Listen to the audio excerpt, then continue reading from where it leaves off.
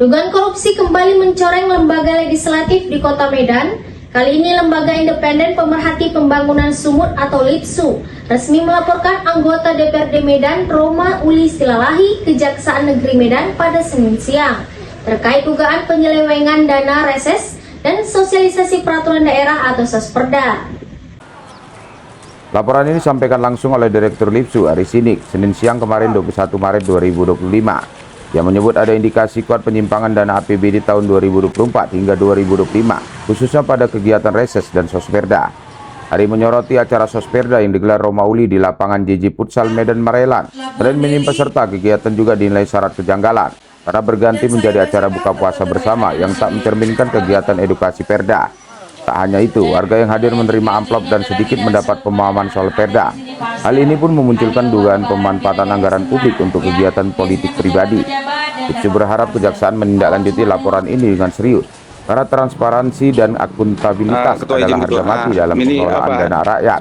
Dalam rangka melaporkan pengaduan atas dugaan adanya tindak pidana korupsi belanja APBD 2024-2025 oleh oknum anggota DPRD Medan dalam kegiatan belanja kita Sosperda dan reses.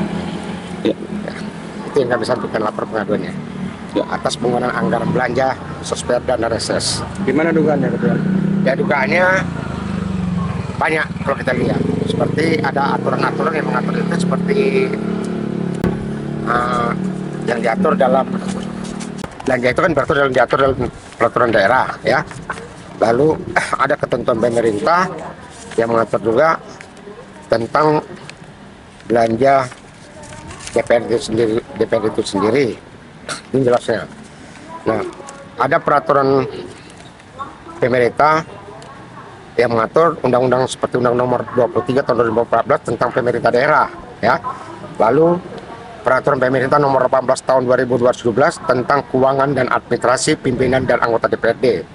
Secara garis besarnya ada belanja situ, belanja pimpinan dan anggota DPRD ada beberapa aspek itu diatur oleh peraturan pemerintah ya, seperti uang representasi per bulan, tunjangan keluarga per bulan, tunjangan beras per bulan, tunjangan jabatan per bulan, tunjangan alat kelengkapan, tunjangan reses per bulan, tunjangan perumahan per bulan, tunjangan komunikasi intensif dan tunjangan transportasi per bulan. Serta ada uang paket per bulan. Nah, di dalam hal itu juga ada peraturan Menteri Nomor 62 Tahun 2017 tentang pengelompokan kemampuan keuangan daerah dalam pelaksanaan dan pertanggungjawaban dana operasional. Ini yang perlu kita pahami tentang dana operasional. Ada laporan pertanggungjawabannya.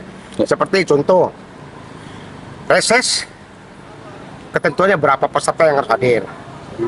Begitu juga Sosperda, berapa peserta yang hadir. Nah, yang kita lihat di sini ada pemenggalan anggaran belanja terhadap itu. Seperti contoh, reses atau Sosperda itu minimal 1.000 orang peserta yang diundang. Yang hadir itu cuma 200 atau 150. Berarti ada ketentuan ya? Nah, ini kan namanya pemenggalan anggaran.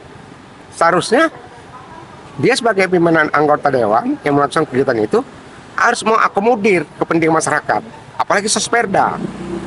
Sosperda itu adalah menyampaikan, mensosialisasikan dengan tentang peraturan daerah, ya, baik itu kota, kabupaten maupun provinsi, sampai kepada masyarakat. Kalau masyarakat cuma 100, bagaimana potensinya? Cuma 100 orang yang hadir atau 200 orang yang hadir. Penyebaran Jadi sosialisasinya ya? Cara penyebaran informasinya itu kan tidak pas. Ya. Seharusnya mereka sampaikan itu. Ketua izin ini yang dilaporkan siapa nih ketua? Nah, dalam hal ini kami laporkan saudari Roma Uli Silalahi yang kami temukan ya. Dari partai apa tuh? Dari Partai Kebangkitan Bangsa, Ya. Komisi A.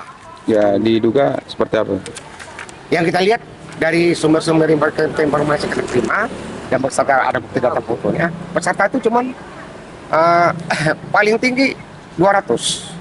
Nah, di situ kan ada belanja minimal seperti belanja makan minum, ya, belanja makan minum, ada biaya sewa tenda, ada biaya sewa pentas, biaya sewa meja. Itu ada ketentuannya dia? Ada. Itu tadi. Berarti di situ ada diduga dia melanggar ya?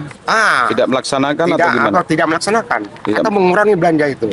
Ya. Dan Kalau ini- melaksanakan sosper dia tetap melaksanakan sosper. Sosmed kan? tetap sana.